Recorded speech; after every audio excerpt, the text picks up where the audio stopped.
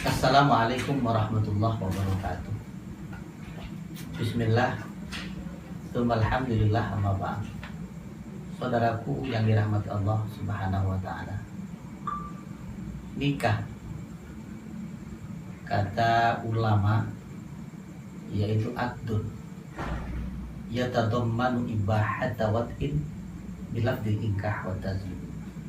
Dua hamba Allah diperbolehkan melaksanakan hubungan suami istri setelah melaksanakan ijab dan qabul. Tentunya 5 rukun harus ada. 1. Ada calon mempelai laki. Yang kedua, ada calon mempelai perempuan.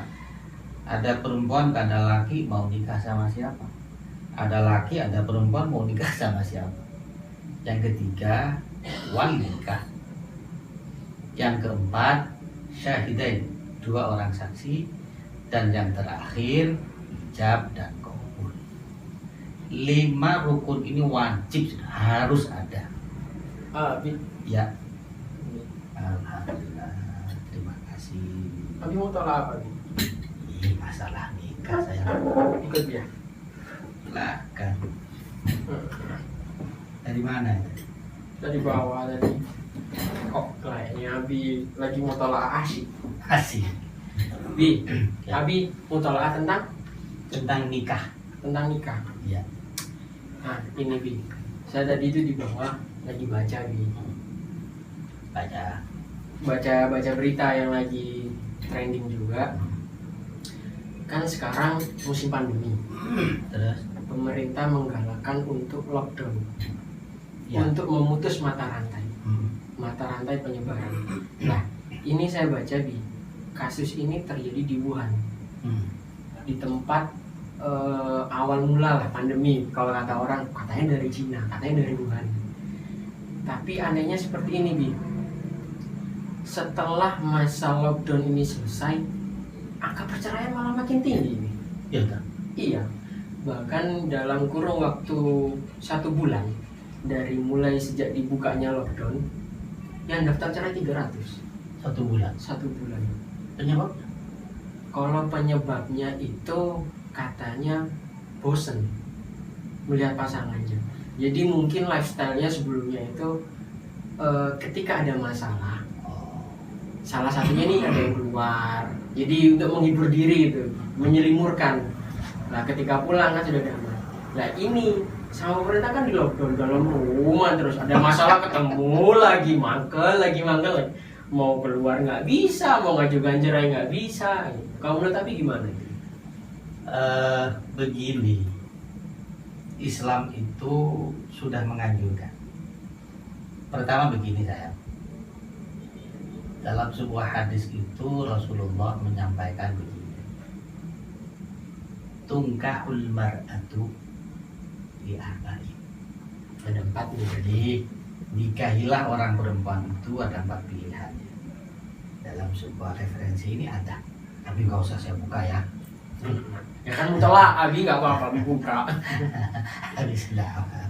Jadi pertama 5 liha, Hartanya. karena hartanya. Yang kedua li jamaliha, karena cantiknya. Yang ketiga li hasabiha, karena nasab keturunannya. Dan yang terakhir, yang keempat li diniha, karena agamanya. Di penghujung hadis itu fatfar bidadidin, pilihlah orang perempuan yang kuat agamanya.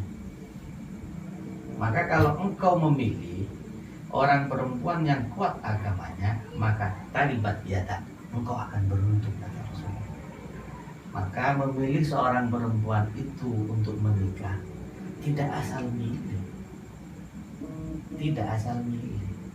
Jadi pertama, betul-betul nikah itu niat karena Allah Subhanahu wa taala. Jadi niat betul-betul karena ibadah karena Allah Subhanahu wa taala. Jadi bukan main-main, saya nikah. Terus ini Bi, kan kita juga diajarkan untuk berdoa Rabbana hablana min azwajina wa dzurriyyatina qurrata a'yun.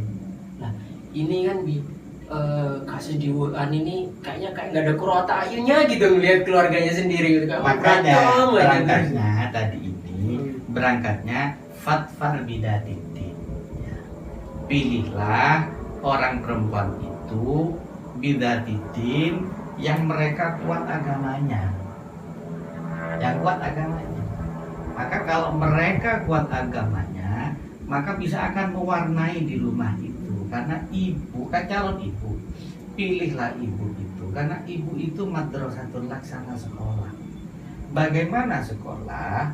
Ibu itu akan melahirkan, sekolah itu akan melahirkan anak sarjana ekonomi, sarjana agama, sarjana banyak.